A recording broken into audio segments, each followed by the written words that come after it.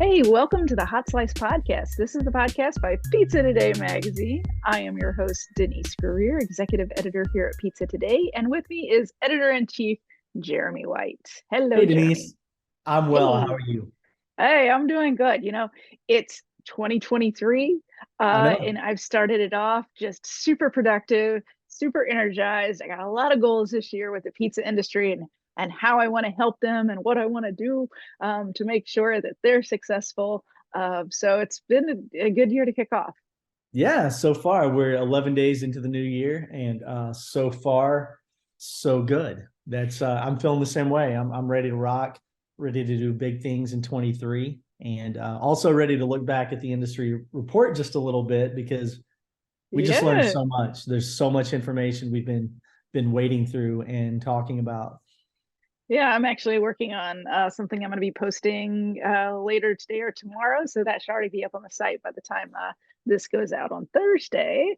Awesome. But if we look at the industry report, and there's just so much to dissect. So we're going to actually cut Yeah. this out. We've already done one on menu trends, and that's Mhm. there. So if you haven't listened to the menu trends podcast, you need to listen to that episode because it's a great one.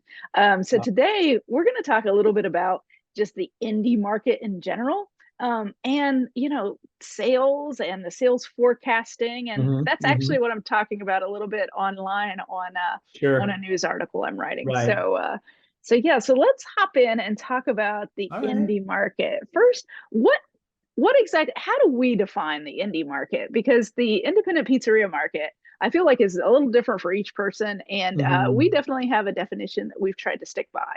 We do. For us to classify as an independent, you need to own nine or fewer locations, and you need to own them all yourself or your family own them. So, if nine or fewer locations owned by one individual or owned by a family, then we would consider that an independent. Once you franchise, license, your brother-in-law's cousins, best friend's dog sitter has a Yeah. store. Even if you're only two or three units in total, then we're going to classify you as a small chain in that case. So independently owned means just that you're reporting to no one else. You own all the stores yourself. No stores are franchised. No stores are licensed. You're not you're not Domino's, but you're also Yeah. not the small pizza chain that has 8 locations and two of which are licensed. That's a pizza chain for us. So Yeah. and once you cross 10 stores, let's say Denise owns 10 Denise's pizzerias. Once you get to 10, we just kind of kick you out of independent status and classify you as a chain anyway. Yeah. That's You become a obviously regional chain or a local yeah, chain. I mean, that's not a bad thing to become. A lot of our right, operators that are independents, seek to become that. And it's kind of like a graduation when we used to have right. the Hot 100, which was independent pizzerias, Mm-hmm. and then we had the top 100 pizza companies. I always sent a note to the ones that crossed over, like Yeah, they were some of the tops on the Hot 100 list for independence. And then when they hit the top 100 pizza chains, I would send them a note and say, congratulations, you've congrats. made it to the top 100. So it was always a fun thing to do. So a little Yeah. insight into kind of like the independence from our survey. So we had 754 respondents, and Yes. of that, nearly 500 were considered independents. Independent operators, Um, yes. so we now have a lot of data on the independent market and what We that do. means for us. And I love that of those independents, so of those almost 500 people, 73% were considered single unit operations. Mhm. I mean, Right. that's fantastic. That's fascinating. That That's the um, overwhelming majority of independent operators. yes, It's very difficult for an independent operator to make the leap from one store to two. You're one yeah, human being. You can't be in two places at once. It's no, scary. You have to learn how to give up some control. You have to set some real procedures and systems that maybe you can get away with just one unit because you're always there. mm-hmm. That's a really big, hard leap to make. And a lot of people never make that jump for a lot of reasons. So yeah, Yeah. 73%. That's a huge number. Yeah. And I just single unit operations, they just fascinate me because there's so Yeah, many. I mean, we have so many that are in the $1 million mark I know. in I a know. single unit. Like that's just, I mean, that's hammering it. That's crushing it. It is. That used to be, I mean, gosh, Denise, I can remember, I'm in my 22nd year with Pizza Today now, but I Mhm. can remember back in the year 2000, 2001, 2002, Yeah. 2003, $1 million. And it's still a milestone, no doubt. Yeah. It's not what it once was. If you're doing $1 million in sales in 2002, wow, Mhm. that was just gangbusters. Not Yeah. that many independents, one stores were doing that. Yeah. Today, that number is much higher. Inflation, a lot of things come into play. $1 million isn't what it used to be. Yeah. It's still a great milestone. It's still a dream for a lot of independent operators. They feel like when they, hit that threshold, they've kind of leveled up, and that's very Mhm. true. But at the same time, $1 million is not as much as it was 20 years ago, obviously. Yeah, exactly. So I loved crunching these numbers, by the way, because the numbers were And just so fascinating. But I love doing so I isolated the independents and I same looked here. at like how their sales projections were for, what they've done over the last year. And Yeah. it was so surprising that when we looked at the ones that had 9 or fewer stores, nearly 40% of the respondents had hit the $1 million mark. So, I mean, now we Right. are dealing with now this is the people that we go out to. So that's who's responding to us. So it's a Hmm. very educated field. These are pizzerias that are educating themselves on being better. They are at the forefront of the industry, reading Pizza Today and Yep. participating in Pizza Expo Yep. and just keeping themselves in the pulse of what's happening in the industry. And so for that, of that almost 500 people, for 40% to be $1 million pizzerias, like that's huge.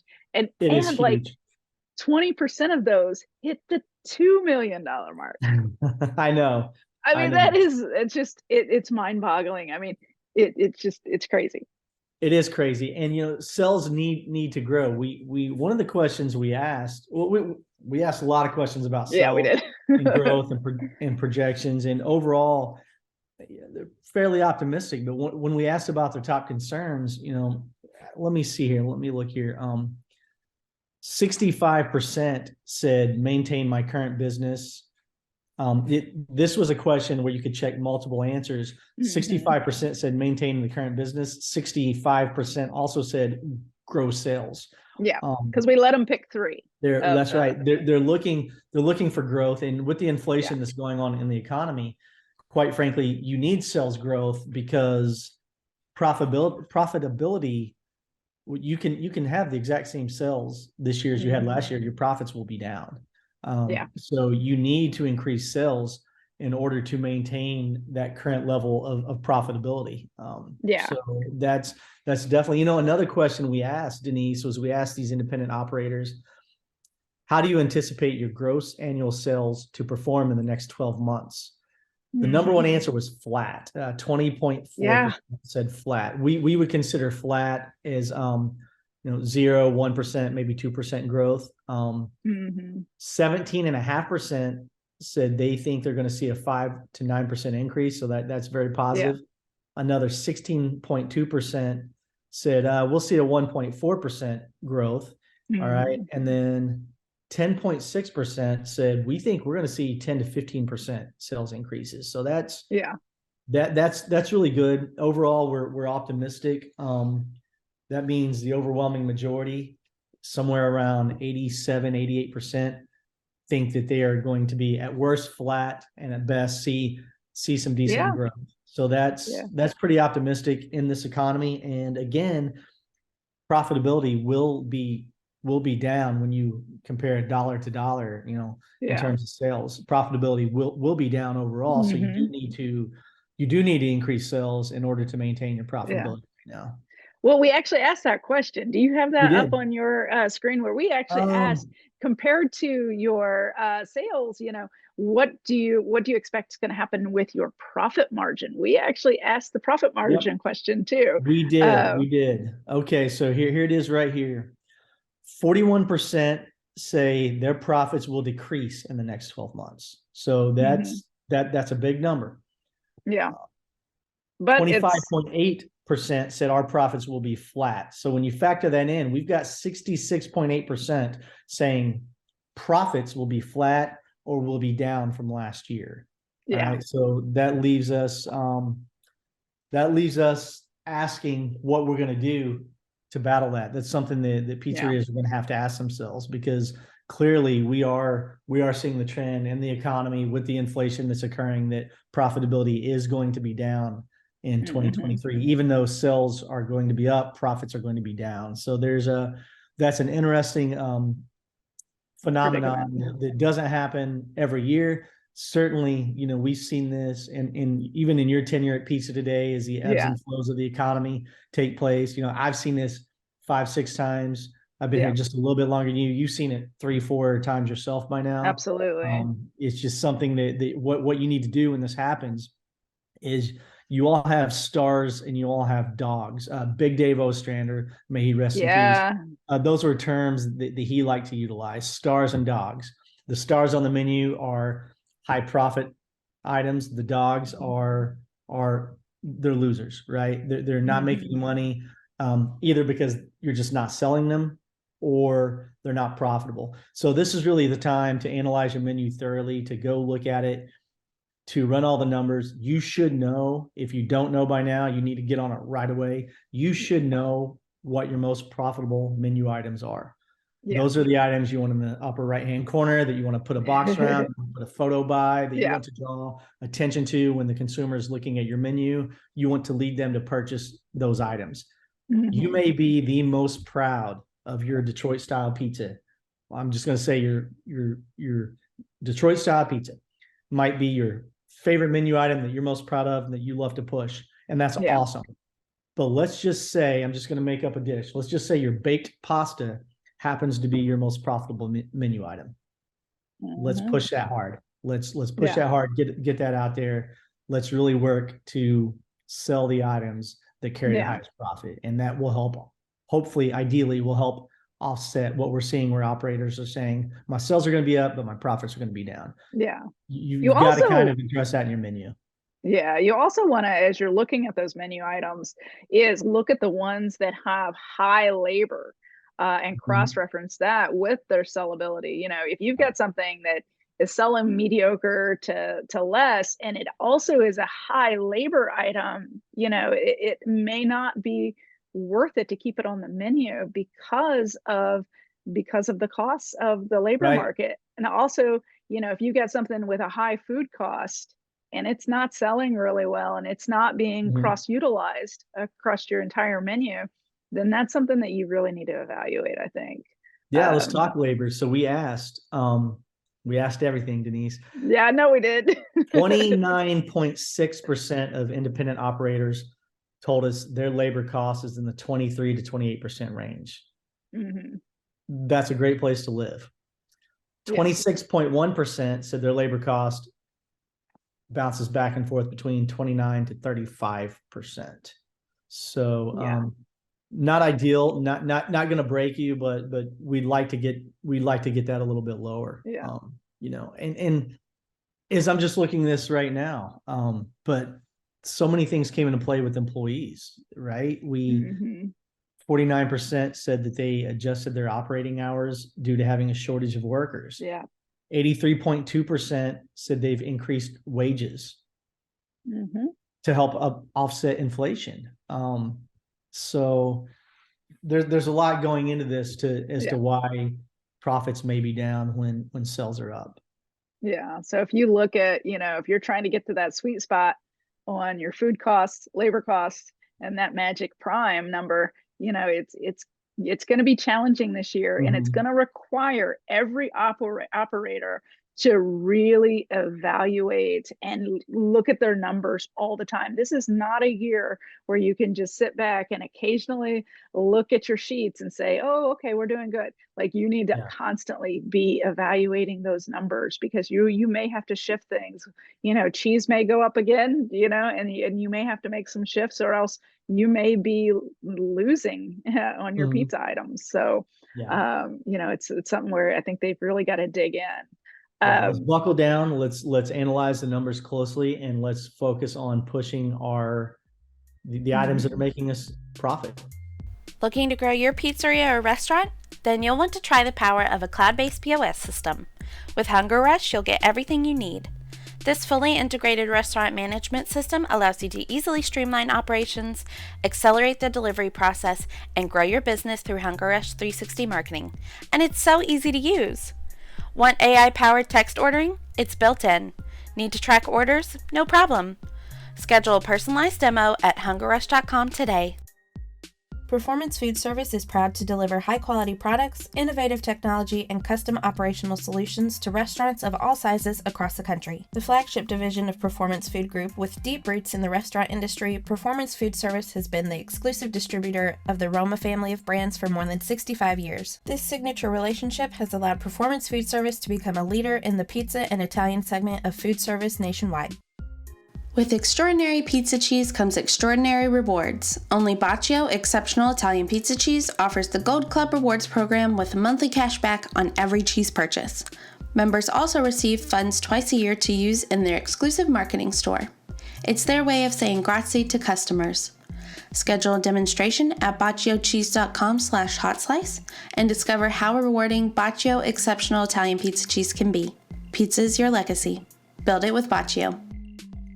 You know, but there are opportunities this year. That's what I'm going to say. Is there Absolutely. are Of great course. opportunities this year. You know, we asked a question about revenue streams, and we've Mhm. done a lot of articles on, you know, ways to add to your revenue stream, types of things that you can do to make more money. Yeah. And there are a lot of them that have come to the forefront and that are just killing it. You know, catering, you know, sometimes people look at catering as, that just, it's not great for the pizza market. There are a ton of things that you can do within catering to really, really, you know, sell Mhm. catering. I mean, catering, 52% of pizzerias are adding revenue through catering. It's just, it's a Yeah. fact of the business. And Yeah. guess what? People love it. You know, catering from pizzerias is a high trend right now. It's a high trend for weddings, special events, corporate. You know, it's just, you know, because of the shareability and because of the things that pizzerias have on their menu, like people want that. So if you're not doing catering right now, you know, it may be something that you want to look at how to do it effectively, and will it increase your profits if you do it? Yep, you're right. We when we asked which of the following additional revenue streams are currently deployed at your pizzeria, Mhm. catering was the number one answer. I think it came in at Yeah, 53.9%. See, the number two answer was merchandise. 28% yeah, of independent pizzeria operators are selling merchandise. Beer and liquor to go, third yeah. We party just did delivery. it. I'm sorry. Yeah, third party Yeah, delivery, 35.5%. And then beer and liquor to go was fourth. And we just did an article on that that will be in the the February January issue, issue or or February January, I'm issue. sorry, January issue Nope, of nope. Pizza Today. It's Wait, February issue. Sorry, we February. It they is all February. it all runs together. I'm sorry. Our months run together. Yes, Especially it is with in the the new year. February issue of Pizza Yeah, Today magazine that is forthcoming. yeah. Yeah, so there were the top four right there. Again, that's catering, merchandise, third party delivery, beer and liquor to go. Now, beer and liquor to Yeah, go in some states just isn't an option. It's just yeah. not legal Or some localities in some too. localities, cities, Yeah, counties, what have you. It depends on how your local government absolutely. operates. So some places it's not feasible. Third party delivery, we don't. There's always a debate in the industry on that. Some love it, some hate it. But Yeah, merchandise, let's talk merchandise. It makes so much sense. yeah, Hoodies, yeah, beanies, t-shirts, tanks, whatever, keychain, whatever. You know, there are things that if you've got a yeah, good brand, you've got a good logo, yeah, can't That's the provide the caveat. last You have to year. have a good brand to do it. Right, right. Your brand Um, matters. If you're just yeah, run of the mill pizzeria, kind of takes pride in being the hole in the wall. hmm Ambience isn't necessarily your thing. Maybe service isn't always your thing, but people just know you have the best yeah, damn pizza in town, and that's how you get by. yeah, They're probably not going to buy a $45 hoodie from you if you don't really have a brand. But yeah. if you have a well-designed logo, done by a hmm professional graphic designer, and you're really creating branding, Yeah. now you're in the now you're in Meme the quality merchandising. graphics, Yes, Yeah. yes. And Yeah, we see, I exactly. mean, in pizzerias, coffee shops, I see beanies like the one you're wearing right now Yeah. would Mine's look not great. logoed. Would look great with the pizzeria logo. Yeah. Hoodies, t-shirts. There's so many items that if you have brand loyalty, you have to build a brand first, acquire some brand loyalty. Your customers will support you. They'll be proud to wear your t-shirt around town. And now here it's marketing as well. They Yeah. bought the shirt from you, so you made a little bit of money on that sell, and now they're Yeah. walking around town advertising your business, totally free of charge, walking billboard. Yeah. They paid you to advertise your business, so that's to me that's a no-brainer. It's a win-win if Yeah. you've got a brand. Yeah. So If I you don't want have to a talk. brand, again, you need to get on it. This is Yeah. 2023, and the consumer has really high expectations of you as a Yeah. pizza-based business. You're leaving money and quite honestly goodwill in your community sitting on the hmm cutting room floor if you're not really focused on brand building. Yeah. And I look at a lot of I'm talking to you mom and pops because I do see a lot of that in mom and pops. They're like, well, we're mom and Mhm. pop. We don't need a brand. We're just, we're the mom and pop shop.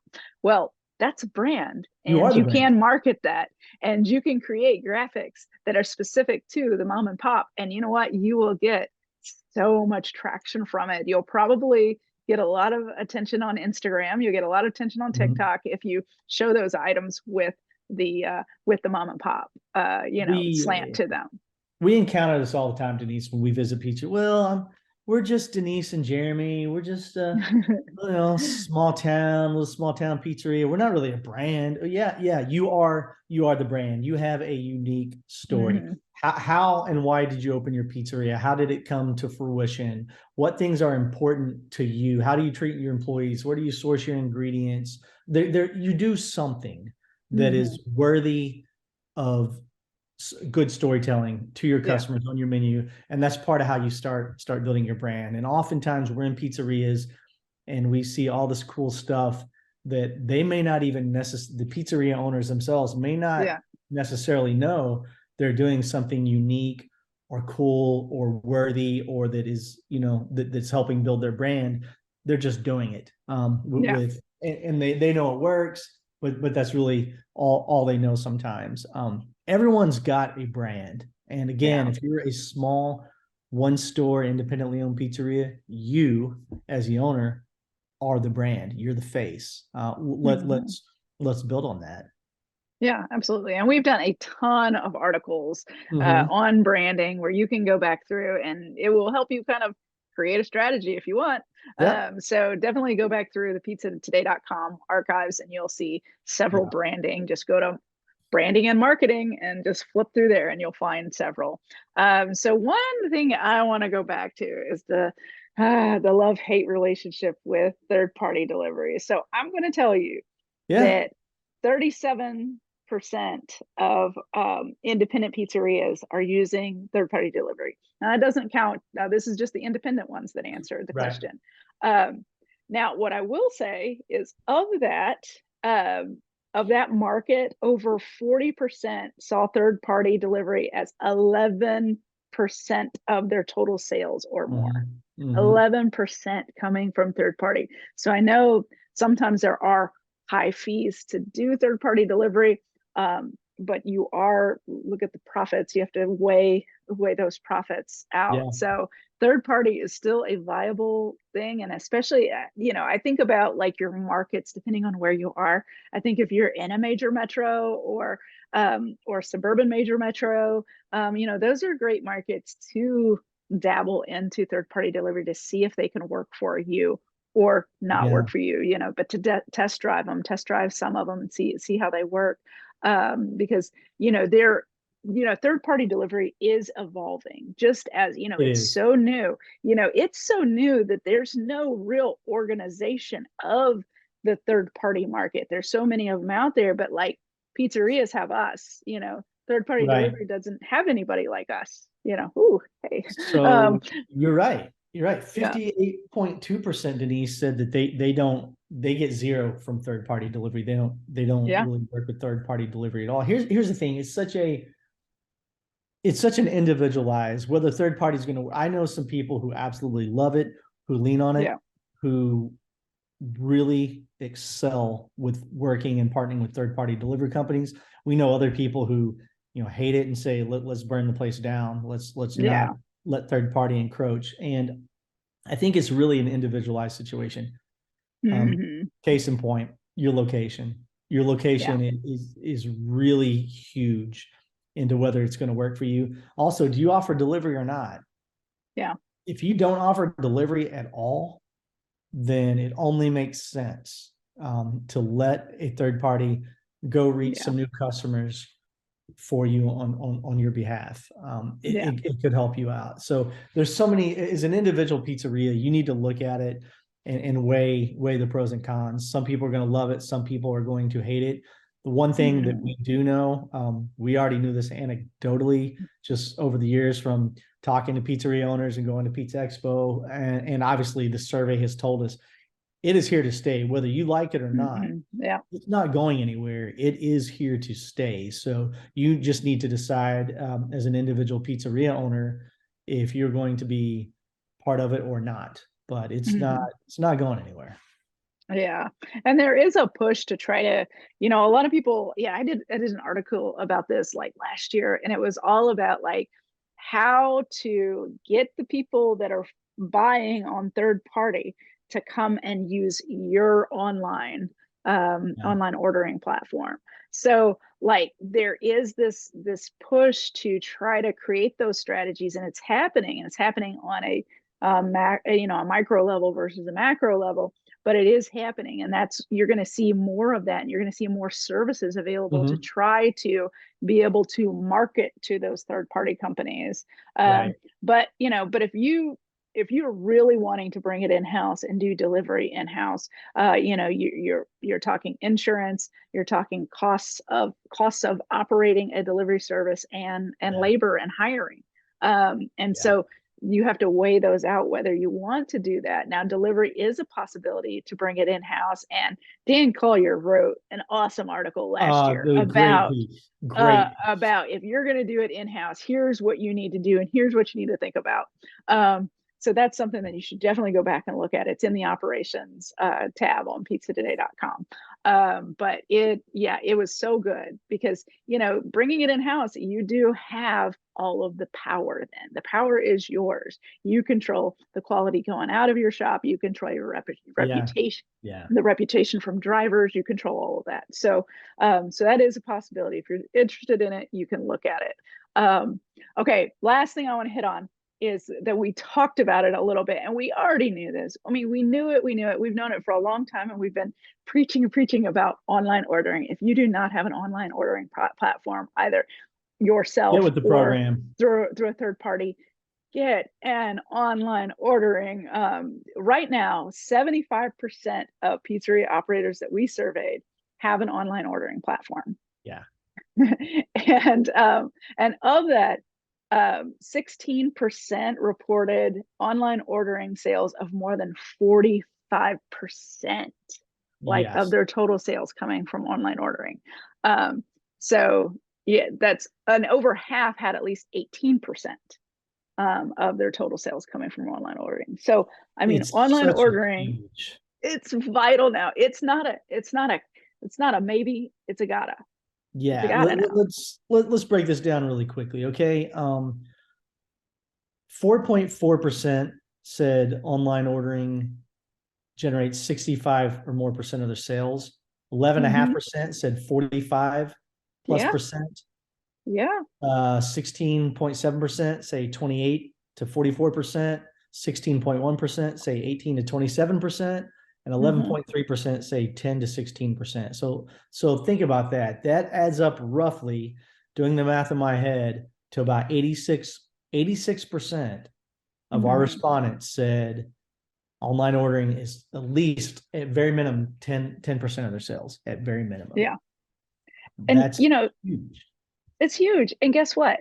So if you have an online ordering system, or if you don't have an online ordering system, actually the check averages are a lot higher on online ordering. They're higher because the upsell value and the upsell potential is so much higher online. I look at, like, when I order pizza myself, and it's hilarious because if I just call, I'm like, hey, give me that pizza, and maybe some breadsticks and an extra cheese sauce or an extra marinara sauce.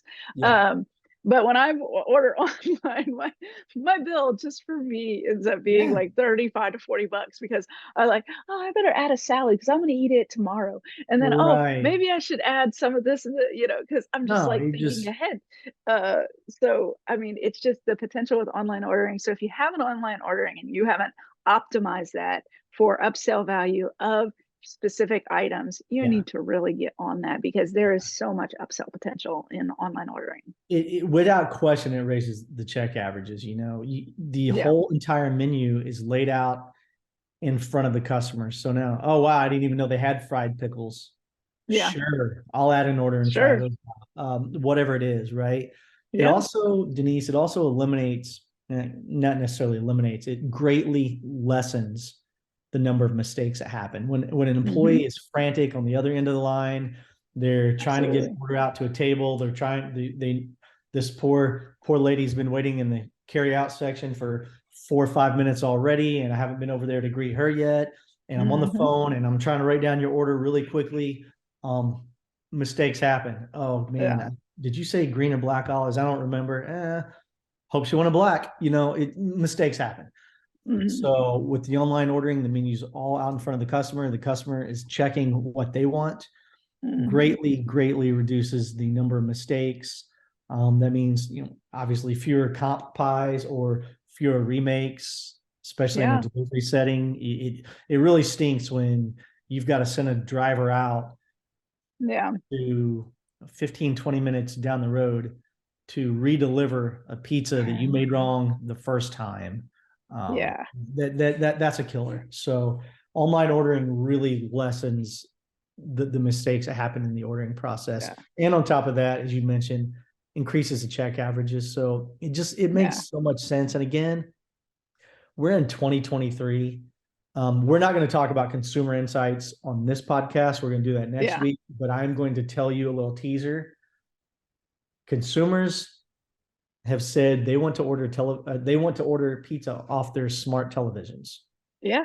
So they're sitting there watching the game. They want to be able to order pizza right there. So if you aren't even in online ordering yet, and the consumers are saying they want to order pizza off their TVs, you've got some catching up to do. Most people, as you threw out the statistic, overwhelming majority now do offer online ordering.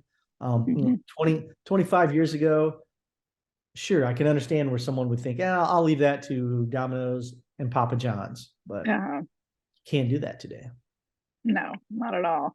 And one of the reasons I love online ordering too is for the operator, it frees up especially if they've got in-house phone lines. Yes. Like those in-house phone lines are just going crazy. And it alleviates that for the customer. There's no wait. They just go and they order, and it tells them, 20 minutes from now, they can go pick up the pizza. That's probably the most important thing. And you know what? I don't use this for the phone function. I don't like to make phone calls. I actually have to work up to make a phone call, And if I'm doing that, and I'm Gen X, could you imagine millennials and Gen Z, and even the up and coming or Gen Z, and then alphas, the new alphas, they're 13 right now. So could you imagine all those generations and their disdain for actually using the phone as a phone? Right. They don't use it. Right. We are in an automated society, and we are rapidly sprinting towards more automation as we go, and artificial intelligence and all the things that we know, is coming down the pipeline. It's get in the online ordering game. If you don't offer it now, please jump in. I mean, there's no reason not to. I text order pizza. So one of my pizzerias that I have locally, I text my. I do as well. We're not going to name the pizzeria. No, but I'm not going to name it's it. the same one, because you and I live. I get 10% off when I text order. I get 10% off when I text order versus any other ordering style. So, all right, I'll do it. So. And it. I'm going to say this.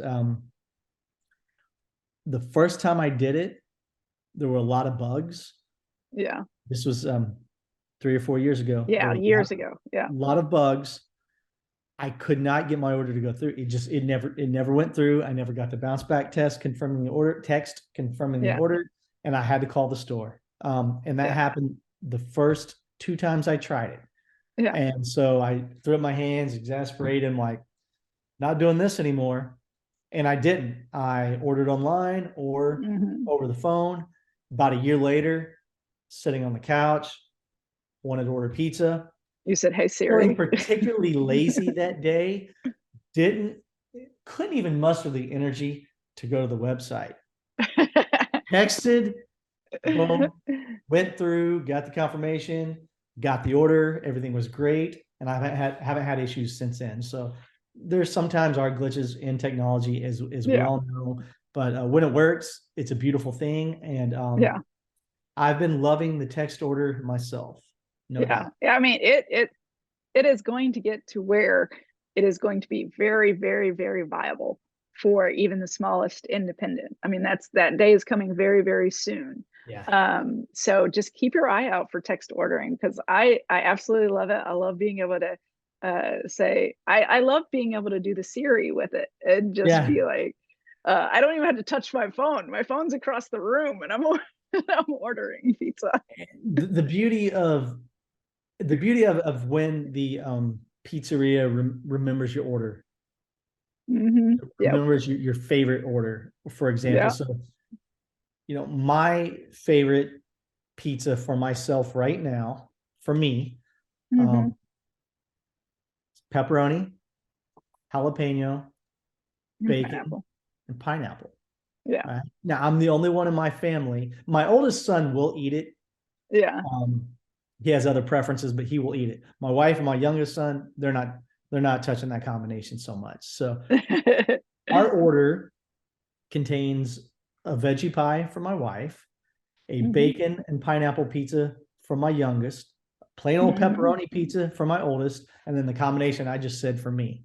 That's my favorite order. And all I have to do is place my favorite or order what I ordered last time, and boom. Yeah.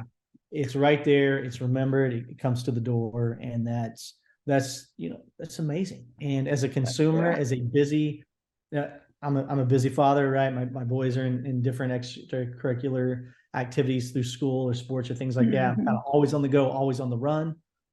It makes my life easier, and anything you can do to make your customer's life easier, to make it easier for them to order from you, is absolutely just a win, right? It's just a win. Yeah. Absolutely. Well, that's a good segue into, hey, guess what? Pizza Expo is coming up really, really soon. And if you want to test drive and look at some of those new technologies, which is my favorite part about hitting the show floor, tasting too, but also test driving the new technology and looking at the new technology. It's fascinating. But you can actually get out there and look at that kind of stuff, like automation, like different new POS system features. So if you're not signed up for Pizza Expo in Las Vegas in March, you need to get on it and sign up today. Get on it. We are, how many weeks out are we? 11? I can't count weeks. In my head. It's March 28th through 30th. So we are in mid-January right now. The show is at the end of March 28th through 30th are kind of the official show floor exhibit hall dates. That's not far away. Get on it. Yeah. All right. So next week we're going to talk let's talk consumer insights. We're going to touch on marketing maybe a little bit, and then kind of looking at what's happening with 2023 a little from our survey. So, Exciting. All right, sweet. So return next week for more goodness. All right, we'll see you then. See ya. Thanks guys. Bye.